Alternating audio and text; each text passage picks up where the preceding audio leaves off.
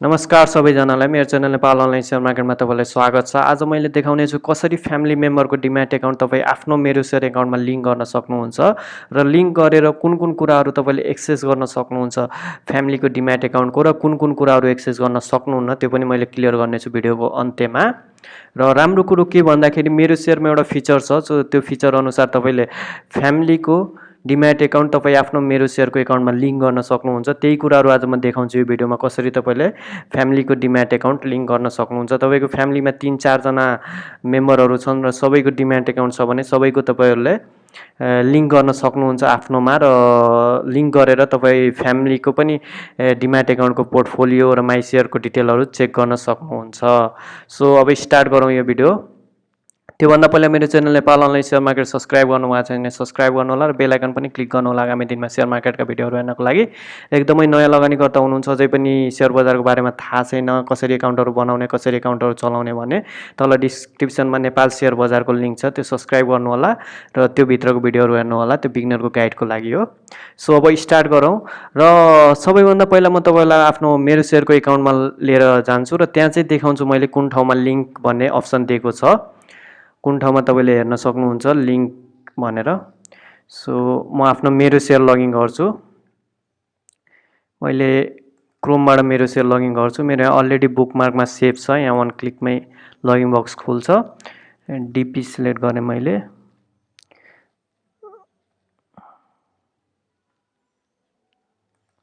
DP select गरेर login गरेँ। Login गरिसकेपछि यो ड्यासबोर्ड खुलिसक्यो। ड्यासबोर्डमा तपाईँले यहाँ हेर्न सक्नुहुन्छ यतातिर कहीँ पनि लिङ्क भनेर देखाएको छैन। जुन जुन तपाईँले एक्सेस गर्न सक्नुहुन्छ त्योमा मात्र लिङ्क भनेर देखाउँछ। अब यहाँ मानौ माई सेयर एक्सेस गर्न सक्नुहुन्छ नि, यहाँ लिङ्क भनेर देखाउँछ। यहाँ हेर्न सक्नुहुन्छ यो माउसको क्रसरनिर हेर्नुहोस्, यहाँ लिङ्क एकाउन्ट भनेर लेखेको छ। यो माई सेयरभित्र छु म र अरू पनि यो कुराहरू एक्सेस गर्न सक्नुहुन्छ, त्यो मैले लास्टमा क्लियर गर्नेछु कुन कुन कुराहरू तपाईँले एक्सेस गर्न सक्नुहुन्छ। र यो लिङ्कमा हेर्न सक्नुहुन्छ लिङ्क एकाउन्ट, यो भनेको तपाईँले फ्यामिली मेम्बरको एकाउन्ट यहाँ लिङ्क गर्न सक्नुहुन्छ मेरो सेयरमा। र लिङ्क गरिसकेपछि यहाँ सेल्फमा क्लिक गर्ने बित्तिकै तपाईँको जतिवटा फ्यामिली मेम्बरको एकाउन्ट हुन्छ, लिङ्क हुन्छ, त्यो चाहिँ यहाँ लिस्ट देखाउन थाल्छ। मानव अब तपाईँको बाबा मम्मीको पनि डिम्याट एकाउन्ट लिङ्क छ भने तपाईँको बाबा मम्मीको जे नाम छ त्यो लिस्ट यहाँ नामको देखाउन थाल्छ र त्यही सिलेक्ट गर्नुभयो भने तपाईँको उहाँहरूको पनि माई सेयर कति डिम्याट एकाउन्टमा कति सेयर छ भनेर यहाँ लिस्ट देखाउन थाल्छ। र पोर्टफोलियोमा गएर यसरी गर्नुभयो भने मानव पोर्टफोलियोमा गएर अनि त्यसपछि क्लिक गर्नुभयो भने पोर्टफोलियो पनि देखाउन थाल्छ। तपाईँको जसको सिलेक्ट गर्नुभयो त्यसको पोर्टफोलियो देखाउन थाल्छ। अहिले यहाँ अर्को पनि यहाँ अप्सन रहेको छ अल। मानव तपाईँले 4-5 जनाको डिम्याट एकाउन्ट लिङ्क गर्नुभएको छ र त्यसपछि अल सिलेक्ट गर्नुभयो भने सबै 4-5 जना मेम्बर सबैजनाको सेयरहरू यहाँ देखाउन थाल्छ। र पार्टिकुलरली एकजना कसैको सिलेक्ट गर्नुभयो भने उहाँको मात्रै यहाँ सेयर देखाउँछ। र यो पोर्टफोलियोमा पनि त्यस्तै गर्न सक्नुहुन्छ, ट्रान्जेक्सन हिस्टोरीमा पनि त्यस्तै गर्न सक्नुहुन्छ। लास्टमा मैले क्लियर गर्नेछु कुन कुन कुराहरू एक्सेस गर्न सक्नुहुनेछ र यही लिङ्कबाटै तपाईँले गर्न सक्नुहुन्छ। तर यो लिङ्क अप्सन चाहिँ तपाईँले यो लिङ्कमा आफ्नो फ्यामिली मेम्बर एड गर्नको लागि तपाईँ ब्याङ्क पुग्नुपर्ने हुन्छ। तपाईँ आफ्नो डिम्याट एकाउन्ट खोलेको ठाउँ पुग्नुपर्ने हुन्छ र त्यहाँ केही प्रोसेसहरू छ, त्यो प्रोसेस म अब भन्न गइरहेको छु यो भिडियोमा। र यहाँ चाहिँ यो मेरो सेयरमा चाहिँ मैले देखाउन खोजेको यति हो। यो लिङ्क एकाउन्ट जुन छ त्यो लिङ्क एकाउन्टको तल यहाँ क्लिक गर्ने बित्तिकै सेल्फमा क्लिक गर्ने बित्तिकै जतिजनाको तपाईँ एड गर्नुभएको छ त्यतिजनाको लिस्ट यहाँ खुल्छ। सो अब चाहिँ हामी फेरि स्लाइडतिर जान्छौँ।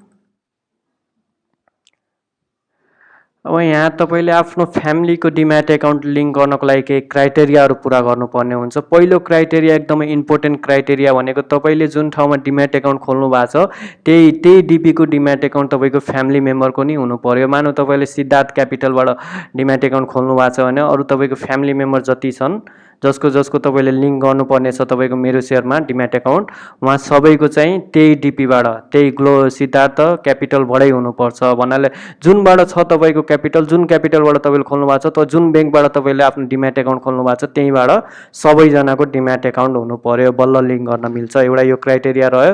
र अर्को चाहिँ तपाईँले फ्यामिली मेम्बरको मात्र लिङ्क गर्न पाउनुहुन्छ। कतिजनाले अब साथीको पनि लिङ्क गर्न खोज्छन्, त्यसरी मिल्दैन, फ्यामिली मेम्बरको हुनुपर्छ।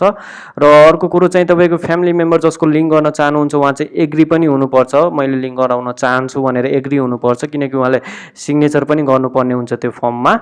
र यति कुरा क्राइटेरिया पुरा गरिसकेपछि तपाईँ चाहिँ अब जुन ठाउँमा डिम्याट एकाउन्ट खोल्नुभएको छ त्यो ब्याङ्क चाहिँ भिजिट गर्नुहोस्, त्यो ठाउँमा जानुहोस् तपाईँ, तपाईँको डिपोजिटरी पार्टिसिपेन्ट कुन ब्याङ्क हो त्यहाँ जानुहोस् तपाईँ, त्यो भिजिट गरेर एउटा फर्म हुन्छ, यस्तो फर्म हुन्छ, डिफ्रेन्ट ब्याङ्क डिफ्रेन्ट क्यापिटलको डिफ्रेन्ट फर्म हुन्छ, यो चाहिँ सिद्धार्थ क्यापिटलको फर्म हो र लगभग सबैको यस्तै हुन्छ, यति नै हुन्छ डाटा।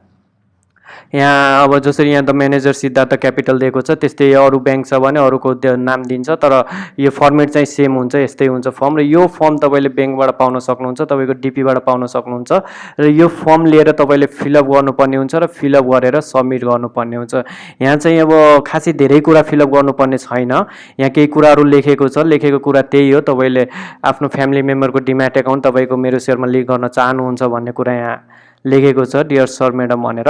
अब यहाँ तल फिलअप गर्ने कुराहरू म भनिदिन्छु। यहाँ डिटेल अफ एप्लिकेन्ट, तपाईँको मेरो सेयरमा लिङ्क गर्नु छ तपाईँको फ्यामिलीको एकाउन्ट भने तपाईँ डिटेल अफ एप्लिकेन्ट तपाईँको डिटेल यहाँ लेख्नु पऱ्यो, पहिला नेम लेख्नु पऱ्यो, त्यो पनि ब्लक लेटरमा यहाँ लेख्नु पऱ्यो, आफ्नो नाम यहाँ चाहिँ लेख्नुहोस्।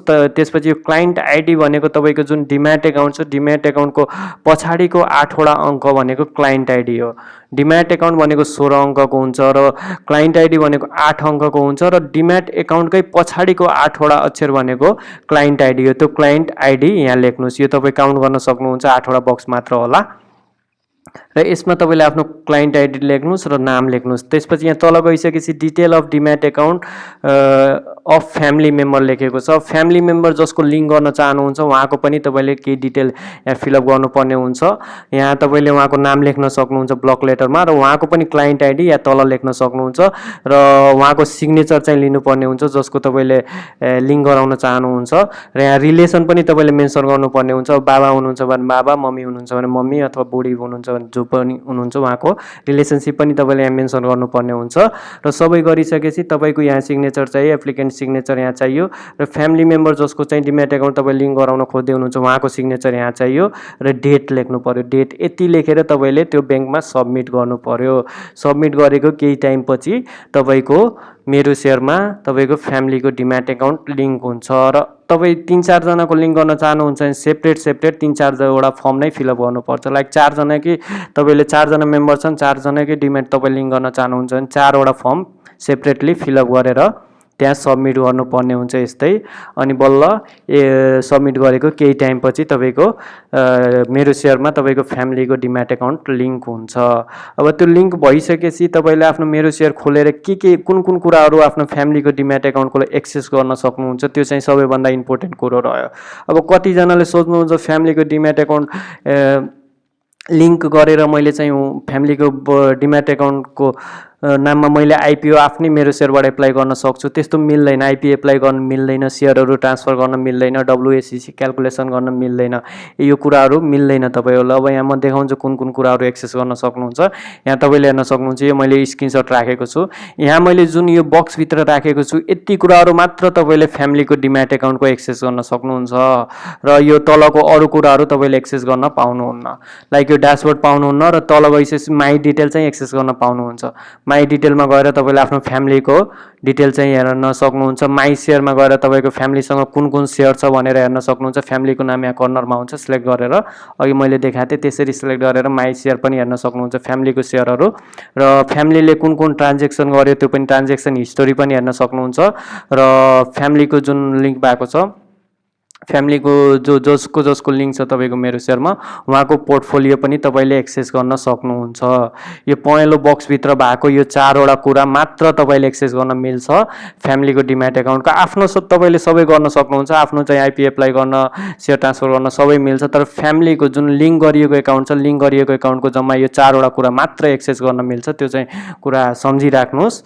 तपाईँले फ्यामिलीको डिम्याट एकाउन्ट लिङ्क गरेर आफ्नैबाट आइपी एप्लाई गर्न चाहिँ मिल्दैन, त्यो कुराहरू बुझिराख्नुहोस्। यो 4वटा कुरा मात्र तपाईँले एक्सेस गर्न मिल्छ। यता तपाईँले माई अथवा आइपिओ चाहिँ सेपरेटली एप्लाई गर्नुपर्ने हुन्छ। फ्यामिलीको डिम्याट एकाउन्ट हो भने उहाँकै मेरो सेयरबाट एप्लाई गर्नुपर्ने हुन्छ र यो सेयर ट्रान्सफर पनि सेपरेटली गर्नुपर्ने हुन्छ र त्यसपछि डब्लुएसिसी क्यालकुलेसन पनि आफ्नो सेपरेटली गर्नुपर्ने हुन्छ। यहाँ फेरि मैले एउटा अलिकति त्यो सानोमा देखेन होला, यहाँ एकचोटि अझै पनि हेर्नुहोस् राम्ररी कुन कुरा एक्सेस गर्न मिल्छ भनेर हेर्न सक्नुहुन्छ। My detail, my share, my transaction history र माई पोर्टफोलियो यो 4वटा कुरा मात्र एक्सेस गर्न मिल्छ। अब तपाईँले यो 4वटा कुरा हेर्नु छ भने मात्र फ्यामिलीको डिम्याट एकाउन्ट लिङ्क गर्नु होला। अब त्यति हेर्नु छैन भने लिङ्क नगर्दा पनि हुन्छ। जसरी मैले आफै पनि लिङ्क गरेको छैन फ्यामिलीको डिम्याट एकाउन्ट, किनकि यो 4वटा कुराको लागि खासै इम्पोर्टेन्ट मलाई लागेन। सायद आइपिओ पनि एप्लाई गर्न मिल्ने भएको भए लिङ्क गर्थेँ होला, तर यो डिटेलहरू र यो माई सेयर पोर्टफोलियो हेर्नको लागि मलाई त्यति लिङ्क गर्नुपर्ने इम्पोर्टेन्ट जस्तो लागेन, त्यसैले लिङ्क गरेन। अब तपाईँले इम्पोर्टेन्ट लाग्छ भने तपाईँले त्यसरी ब्याङ्क भिजिट गरेर अथवा डिपी भिजिट गरेर तपाईँले फ्यामिलीको डिम्याट एकाउन्ट लिङ्क गर्न सक्नुहुन्छ र यति कुराहरू एक्सेस गर्न सक्नुहुन्छ। सो आजलाई यति, र मेरो channel Nepal online share market subscribe गर्नुभएको छैन सब्सक्राइब गर्नुहोला र बेल आइकन पनि क्लिक गर्नुहोला आगामी दिनमा सेयर मार्केटका भिडियोहरू हेर्नको लागि। हस् त, धन्यवाद।